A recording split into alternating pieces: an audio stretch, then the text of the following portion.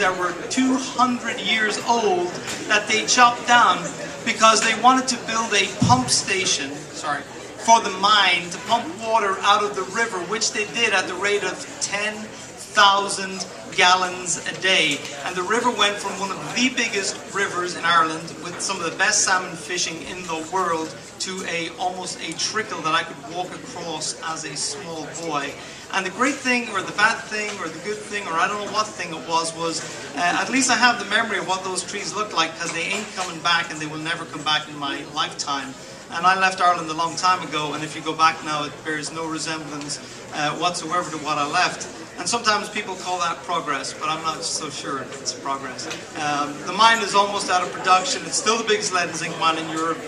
It's still poisoning people because everyone's getting cancer and dying, which is not a good thing.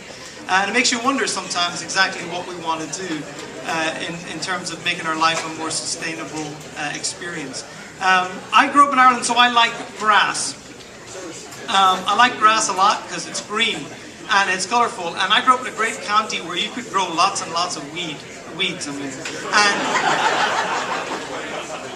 when I got older, I discovered that you could burn this stuff. And I only found out recently that you could burn grass, and that if you burn grass, it actually could help the environment. How in the world could burning grass help the environment? Well, I suppose for some people it takes them completely off the planet Earth, so that's one thing. So, no, what I'm talking about is sustainable energy. I'm talking about biomass. I'm talking about miscanthus. I'm talking about burning the most efficient biomass fuel using a gasification system that is almost 99% reusable, that can heat your house, your building, your whole city.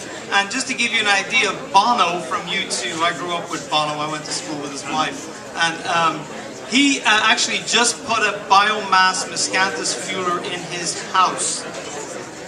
In Wales and in England, they are burning miscanthus as part of their coal power plants. They're mixing them in.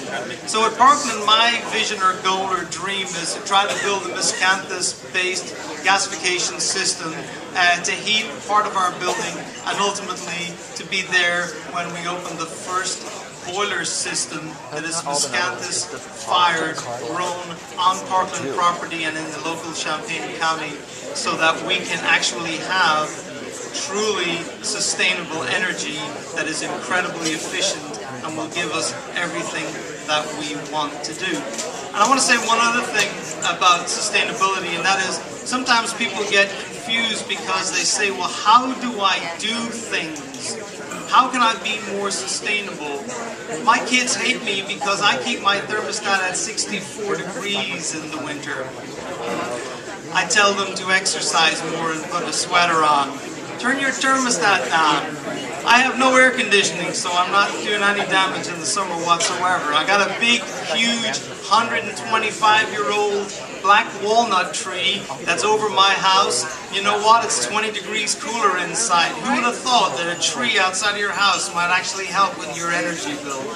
Plastic bags, which is the scourge of most of the world, they got rid of plastic bags in Ireland. Do you know how they did it? They banned them. You can't get a plastic bag. When you go to the grocery store, they don't have them. You can buy a recycled, you can buy a canvas bag or you can buy a paper bag, but you cannot buy a plastic bag. So sometimes it's easy, like the gentleman on the bike said, sometimes it's just a matter of doing it. So thanks for the opportunity to talk, and good luck with it.